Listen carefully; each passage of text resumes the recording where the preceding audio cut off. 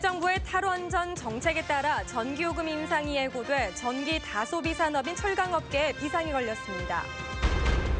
한수원이 하청업체의 노조 활동을 막는 계약을 체결한 것으로 드러나 논란이 일고 있습니다.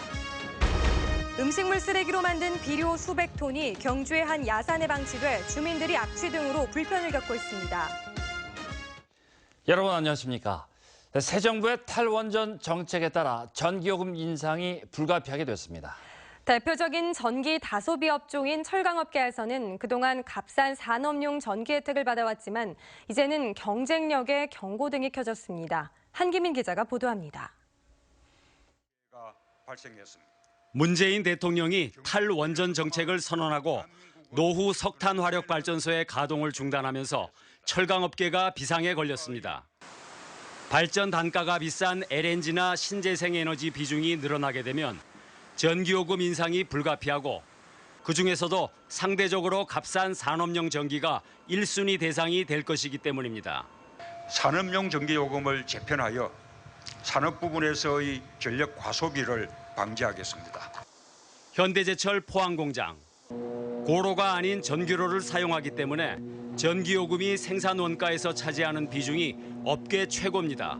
전기로는 전기를 이용해서 스크랩을 녹여 샘물을 생산하기 때문에 전기요금이 생산비에서 차지하는 비중이 약 20%에 이릅니다.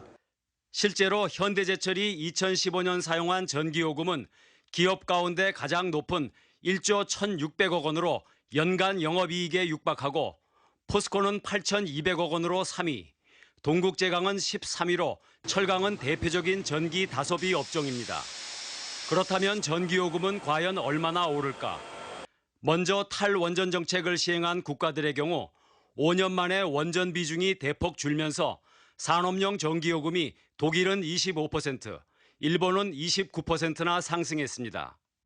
이에 따라 우리나라도 새 정부의 에너지 공약이 실현되면 비슷한 수준의 인상이 불가피하다는 게 전문가들의 전망이어서 철강업계가 느끼는 위기감은 높습니다.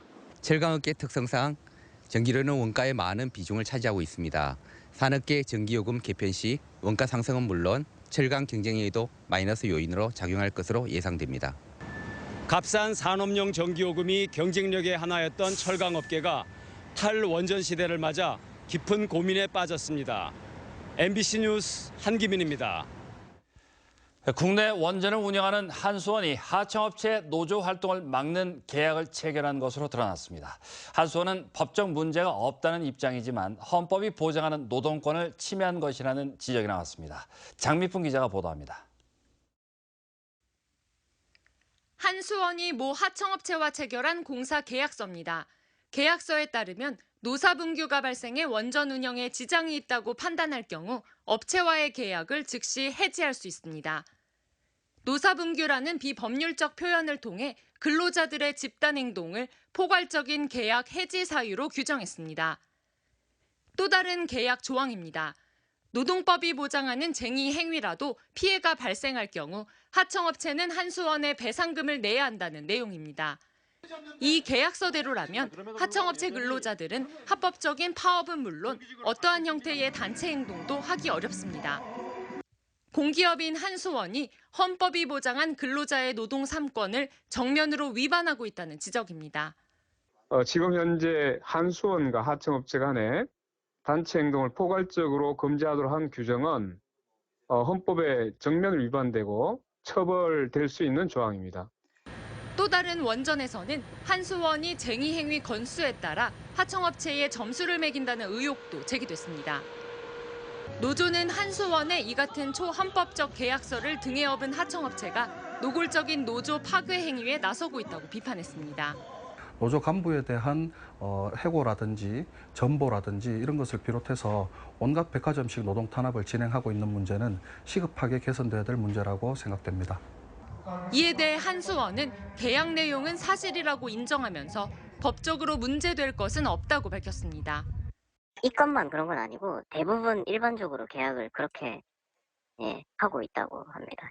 그 계약서상에 명시되어 있는 대로 하는 부분이기 때문에 법적으로 그게 문제가 없는 걸로 저희가 알고 있거든요. 노조는 한수원과 하청업체를 불공정거래 혐의로 공정거래위원회와 고용노동부에 신고하겠다고 밝혔습니다. MBC 뉴스 장미쁨입니다.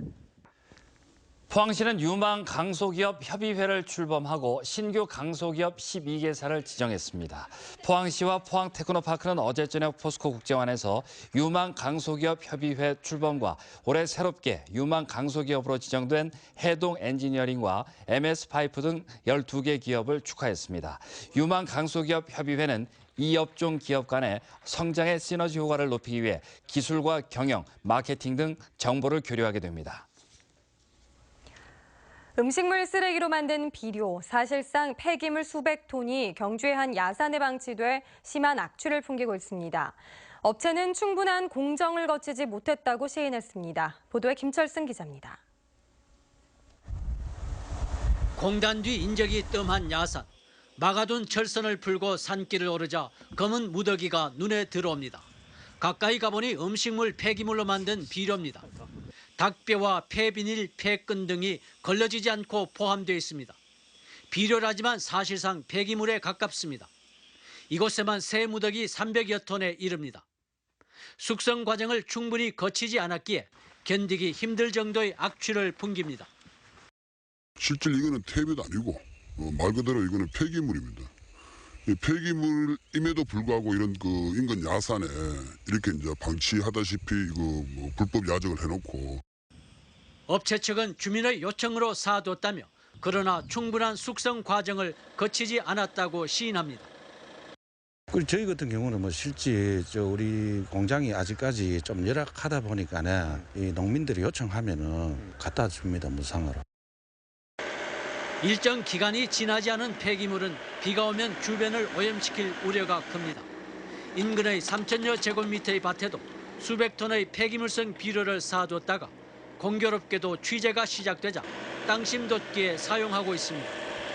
이 업체가 처리하는 음식물 폐기물은 연간 9,000여 톤. 과연 다른 물량은 제대로 처리됐는지 의문입니다. 사정이 이른데도 경주시는 성분 검사를 해보고 판단하겠다는 입장입니다. 비료가 적합하다고 나온 경우에는 아무 문제가 없는 거고, 왜냐하면 만약에 이게 비료로 부적합하다면 관련법, 비료관리법이나 하고 폐기물관리법에 대한 향후 조치를 따를 계획입니다. 행정기관의 무관심 속에 덜 처리된 음식물 폐기물이 농토를 오염시키고 있습니다. MBC 뉴스 김철승입니다. 경상북도는 울진 왕피천 일대를 국내 대표적인 생태 관광 지역으로 육성하겠다고 밝혔습니다.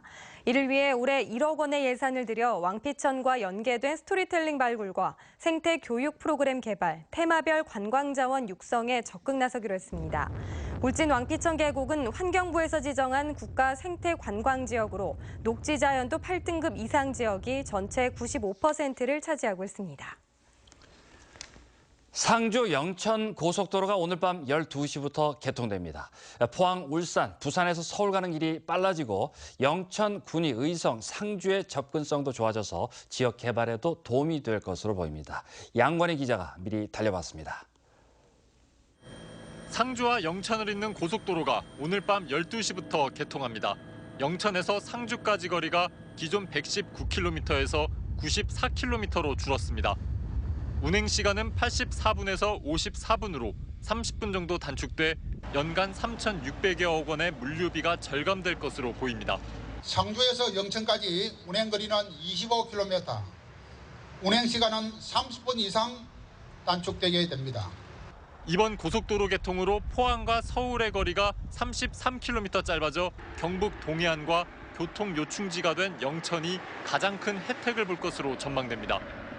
또 6개 나들목이 설치되면서 그동안 교통 여건이 상대적으로 열악했던 군위와 의성 등의 접근성이 좋아져 지역 개발이 기대됩니다. 군위가 외부에서 볼 때 엄청 접근성이 높아지기 때문에 발전 기대감이라든지 또 앞으로 이제 하반기에 개통되는 이제 북의 그 동명간 803 터널이 개통됨으로 인해 가지고 상주 영천 고속도로의 통행료는 승용차 기준 6,700원으로 일반 고속도로보다 1.3배 비싸게 책정됐습니다. 다만 기존 고속도로보다 주행거리는 줄어 200원 저렴하다고 국토교통부는 설명했습니다. 또 해당 사업은 최소 운영 수입 보장이 없어 정부가 재정 지원을 하지 않는다고 밝혔습니다. MBC 뉴스 양관입니다. 포항시는 상주 영천 고속도로 개통에 대비해 경북 북부 지역의 관광 인프라 홍보 활동을 펼쳤습니다. 포항시 건설교통본부 직원 10여 명은 어제 도청과 안동, 영주, 상주시청을 잇따라 방문해 죽도시장과 구룡포, 포항운하 등 포항의 관광 명소와 축제 일정을 홍보했습니다. 민주노총 대구경북본부가 오늘 30일 총파업을 실시합니다. 대구에서는 학교 비정규직 노동자와 대학 청소 노동자 등 4천여 명의 비정규직 근로자들이 오는 30일 하루 파업을 하고 서울 집회에 참가합니다. 경북 지역에서도 금속노조, 공공운수노조와 건설노조 등 조합원들이 하루 동안 파업을 하고 현안에 따라 추가 파업 여부를 결정한다는 방침입니다. 제14회 포항국제불빛축제가 다음 달 26일 전야제를 시작으로 5일간 펼쳐집니다. 포항문화재단은 전국 대표 여름문화관광축제인 포항국제불빛축제를 지난해보다 하루 늘어난 5일간의 일정으로 형산강 체육공원과 영일대 해수욕장 일원에서 개최하기로 결정했습니다. 올해 국제불꽃쇼에는 우리나라와 스페인, 미국 팀이 참여하며 지역 경제 활성화를 위해 피대기, 맥주 파티와 소망풍선 띄우기 등 새로운 프로그램을 준비합니다. 세계적인 철강 전문 분석 기관인 WSD가 포스코를 세계에서 가장 경쟁력 있는 철강사 1위로 8년 연속 선정했습니다. 세계 37개 철강사를 대상으로 실시한 이번 평가에서 포스코는 솔루션 마케팅 활동과 고부가가치 월드 프리미엄 제품 판매 확대를 높게 평가받아 지난해보다 0.26점 높은 8.31점을 얻었습니다. 포스코에 이어 2위는 러시아의 세베르스탈이, 3위는 미국의 뉴코어가 선정됐고 일본의 신일철 주금은 5위로 평가됐습니다. 경상북도는 본격적인 여름 휴가철을 앞두고 포항 여객터미널과 영일대 해수욕장 등의 이용객이 늘어날 것으로 보고 안전수칙과 편의시설, 물놀이 안전사고 예방 캠페인을 펼쳤습니다. 특히 여객선 이용객 등을 상대로 구명 뗏목과 구명 부환 사용법 등 안전 편의시설 취약 요인을 점검하고 영일대 해수욕장에서는 행락객들을 대상으로 물놀이 안전수칙과 구명 조끼 착용법 등의 내용이 담긴 홍보문을 나눠주며 안전한 물놀이 활동을 당부했습니다. 경북 동해안 지역은 내일도 비가 내리지 않겠습니다. 내륙을 중심으로만 강한 소나기가 예상되는데요. 기온은 점점 오르면서 더워질 전망입니다. 송예림 기상캐스터입니다. 네, 오늘 내륙 지역에는 비가 내렸습니다. 경북 동해안 지역은 구름만 낀 가운데 꽤 선선한 날을 보였는데요. 내일도 경북 북부 내륙 지역에만 소나기 소식이 있겠습니다. 예상 강수량은 10에서 40mm고요.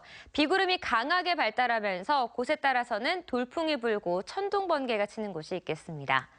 내일부터는 점차 더워지겠습니다. 포항의 낮 최고 기온 28도, 경주는 30도를 웃돌겠는데요. 주 후반으로 갈수록 기온이 계속해서 오르면서 더위가 기승을 부리겠습니다. 점점 장마철이 다가오고 있습니다. 현재 제주도 부근에만 장마 전선이 영향을 주고 있는데요. 일요일에는 경북 동해안 지역까지 북상하면서 장맛비를 뿌리겠습니다. 자세한 지역 플래시 알아보겠습니다.